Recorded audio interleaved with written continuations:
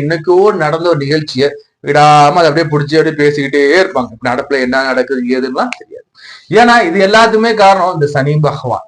சனிங்கிறது பழமையை குறிக்கக்கூடிய கிரகம். சனி பழசு.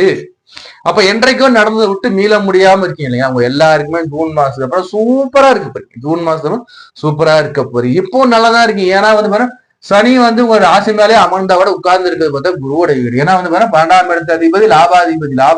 11ஆம் இடத்த அதிபதி சனி. இவர் லக்னத்தை உட்காரும் போது பாத்தீங்கன்னா கையில காசு இருக்குங்க. எது எப்படியோ கையிலையும் அக்கௌண்ட்லயும் 10 ரூபாய்க்கு காசு இருக்கும், இல்லாம இருக்காது. கடந்த சில நாட்களாக கடந்த சில மாதங்களாக இந்த மீன ராசி அன்பர்களுக்கு 7.5 சனி காலகட்டமாகவே இருந்தாலும் கூட கடந்த சில மாதங்களாக உங்களுக்கு அக்கௌண்ட்ல எப்ப இவர் ஜென்ம சனியா அமர்ந்தாரோ அன்னையில இருந்து கையில காசு. விரயசனியா இருக்கும்போது எல்லாத்தையும் இழந்திருப்போம். வீடு மன எல்லக்கச்சக்கமா இழந்திருப்போம். பிரச்சனை கணவர் கூட பிரச்சனை, கூட பிறந்த கூட பிரச்சனை, ஏன்டா இருக்கொண்டல்ல இருப்புமா வாழ்மா எல்லாத்தையும் தாண்டி இப்போ கொஞ்சம் ஓகேங்க மாதிரி. ஆனா மனசுக்குள்ள பயம். இந்த பயம் நீங்கக்கூடிய காலமாக இருக்கு. வாழ்க்கையில அருமையான பொன்னான காலமா இருக்கு. ஜூன் மாதத்துக்கு பிறகு இடம் வாங்குவீங்க, வீடு கட்டுவீங்க, சொத்து சுகம் சகலமும் சேரும். இது எப்படி நம்ம தெளிவா பார்ப்போம். முதல்ல குரு லக்னாதிபதி ராசியாதிபதி. அதாவது குருங்கிறது பாத்தீங்கன்னா நம்ம இருக்கிற நவ கிரகத்திலே மிக மிக சுபர். யாருக்கும் கெடுதல் நினைக்காது நல்ல ஒரு கிரகம் குரு பகவான். குரு பகவான் பார்த்தா உங்களுக்கு ராசி மேலேயே உங்களுக்கு சஞ்சாரம் பண்றதா உங்களுடைய ராசின்னு சொல்லும். இந்த குருவுடைய வீட்டுல சந்திரனா ராசி.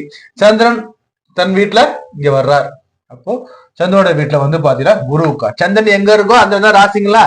சோ அப்போ இந்த ராசிக்கு அதிபதி குரு இல்லைங்களா. அப்ப சந்திரன் இங்க, குரு இவரோட வீட்டுல அவர், அவரோட வீட்டுல இவர். குரு சந்திர யோகமா ரியாக்ட் ஆகும். ஒரு வகையில கோச்சாதனை எடுத்து பார்க்கும். உங்களுக்கு பரிவர்த்தனை யோகமாக கூட வருவதற்கும் வாய்ப்புகள் மிக அதிகம். ஏன்னா இவரோட வீட்டுல இவர், இவரோட வீட்டுல இவர். சோ கிரகங்கள் தங்கள் வீட்டுக்குள் தங்களே இடமாறி கொள்ளும். இவரோட வீட்டுக்கு அவருக்கு, அவர் வீட்டுக்கு. சோ அப்போ எப்படி சார் இருக்குன்னா பூர்வீக சொத்துக்கள் வரப்போகுதுங்க. பூர்வீக சொத்துக்கள் வரப்போகுதுங்க. குழந்தைகள் வகையில ஆதாயம் வரப்போகுது. இந்த காலத்துல எப்படி சொன்னா குழந்தை இல்லைன்னு இருக்கு. அனைவருக்குமே குழந்தை இருக்கும். அதுவும் குறிப்பாக ஆண் குழந்தையாக இருப்பதற்கு 98% வாய்ப்புகள் உண்டு. ஏன்னா குருங்கிறது ஆண் கிரகம். ஆண் கிரகம் பஞ்சம சான்ற புத்திர சான்ற அமரும் போது குரு பிளஸ் சந்திரன் பிளஸ் இங்க சனி இவர்கள்லாம் ஒரே காம்பினேஷன்ல வரும்போது ஆண் குழந்தையா இருக்கும். எப்படின்னா இவர் கர்ம காலம் இல்லைங்களா. உங்களுடைய முன்னோர்கள் உங்க வயிற்றுல பிறப்பாங்கன்னு சொல்லலாம். உங்க முன்னோர்கள் உங்களுடைய வயிற்றுல பிறப்பாங்க. முழு தெய்வ அனுகூலம் பொருந்தி அந்த குழந்தையாக இருக்கும்னு சொல்லக்கூடிய யாரெல்லாம்